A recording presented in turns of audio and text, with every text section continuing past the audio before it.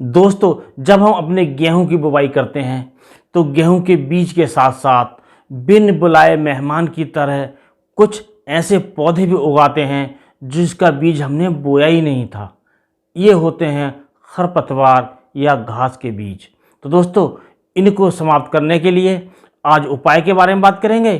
कुछ उपाय ऐसे करेंगे कि बीज जमे ही नहीं, और यदि बाद में वो उग ही आते हैं तो उनको नष्ट कैसे किया जाए, इसके बारे में आज चर्चा करेंगे। तो दोस्तों, शुरू करने से पहले आपसे अनुरोध करेंगे कि दोस्तों चैनल को सब्सक्राइब कर लें और बेल आइकन के बटन को दबा दें, ताकि आपको जो वीडियो की सूचना है समय से मिल जाए और आप हमारे वीडियो लगातार देखते रहें। तो दोस्तों, जब बीज के साथ साथ ये घास के बीज भी उगाते हैं तो इनमें आपस में कंपटीशन हो जाता है, प्रतिस्पर्धा हो जाती है। यानी कि ये हम सोच लें जैसे किसी फंक्शन में 100 मेहमानों की व्यवस्था की गई हो और 200 मेहमान अटपकें, तो उनमें खींचातानी आपस में ज़रूरी हो जाएगी और उससे जो व्यवस्था गड़बड़ा जाएगी। इसी प्रकार हमारे खेत में इनमें प्रतिस्पर्धा हो जाती है। यानी कि जो हम खाद देते हैं, ये फर्टिलाइज़र देते हैं या पानी देते हैं या दूसरे विभिन्न तरह की जो हम अपने पौधों को उगाने के लिए कुछ माइक्रोन्यूट्रिएंट्स डालते हैं, या फिर प्रकृति से सूर्य का प्रकाश मिलता है या हवा मिलता है, तो उसमें इनमें कंपटीशन हो जाता है। यानी कि जो हमारी फसल का बहुत बड़ा हिस्सा इनका ये खरपतवार चट कर जाते हैं, जिससे हमारी जो पैदावार गेहूं की वो कम हो जाती है, और ये पैदावार 30% भी कम हो सकती है यदि इन पर नियंत्रण ना किया जाए। अब बात दोस्तों आती है कि इन पर नियंत्रण कैसे किया जाए। तो इनके नियंत्रण के लिए हम पहले बात करेंगे कि ये हमारे खेत में उगे ही नहीं। इसके लिए जब हम अपनी गेहूं की बुवाई कर देते हैं तो बुवाई के एक दिन बाद हम पेंडिमेथिलिन 30% नाम की जो दवा आती है उसका 1 लीटर प्रति एकड़ के हिसाब से 200 लीटर पानी में घोलकर स्प्रे कर दें। यदि हम ऐसा करते हैं तो ये खरपतवार उगते ही नहीं हैं। और दोस्तों, लेकिन इस बात का आप ध्यान रखें, यदि आपके खेत में खरपतवार उगते हों, आप परेशान हों, पिछले सालों का आपको अनुभव है, तभी इसका प्रयोग कीजिए। और दोस्तों, यदि नहीं उगते हैं तो हमें कोई इसकी आवश्यकता नहीं है। यदि सिंचाई के बाद उगाते हैं तो उसकी भी व्यवस्था आपको बताएंगे कि इन पर कैसे नियंत्रण किया जाए। तो दोस्तों, ये जो खरपतवार होते हैं ये 2 प्रकार के होते हैं।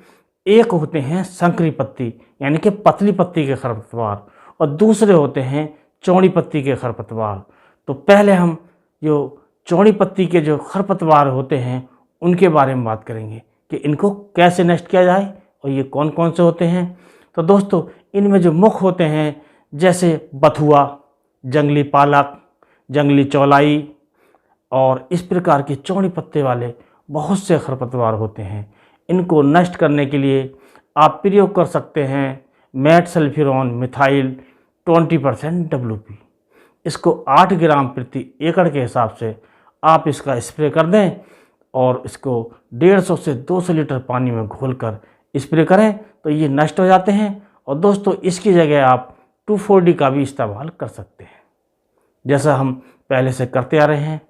और दोस्तों, यदि हमारे जो खरपतवार हैं वो संकरी पत्ती के हैं, जैसे गेहूं का मामा, गुल्ली डंडा, मंडूसी और जो जंगली जई होती है, इस प्रकार के खरपतवार होते हैं, तो इनको नष्ट करने के लिए दवाई आती है क्लोडिनाफॉप प्रोपरजाइल नाम की 15% WP के रूप में। इसका जो आता है 160 ग्राम प्रति एकड़ के हिसाब से इसकी एक यूनिट आती है, जिसमें दोस्तों 20-20 ग्राम के 8 पुड़ियाँ निकलती हैं। इसको आप 150 लीटर से 200 लीटर पानी में घोलकर आप 1 एकड़ में इसका स्प्रे कर सकते हैं। यदि आप ऐसा करते हैं तो ये खरपतवार नष्ट हो जाते हैं। और दोस्तों, अब बात आती है कि हमारे खेत में कभी कभी दोनों प्रकार के खरपतवार उगाते हैं, यानी कि चौड़ी पत्ती के भी और संकरी पत्ती के भी। तब हम इनको दोनों को मिलाकर स्प्रे कर सकते हैं। जैसे कि हमने पहले बताया कि आप चौड़ी पत्ती के लिए जो मेटसल्फोरान मिथाइल आता है उसको आप 8 ग्राम लीजिए, और जो क्लोडिनाफॉप को लेकर आप 160 ग्राम की जो यूनिट आती है, इन दोनों को आप 150 से 200 लीटर पानी का बीच घोल बनाकर आप स्प्रे कर दें।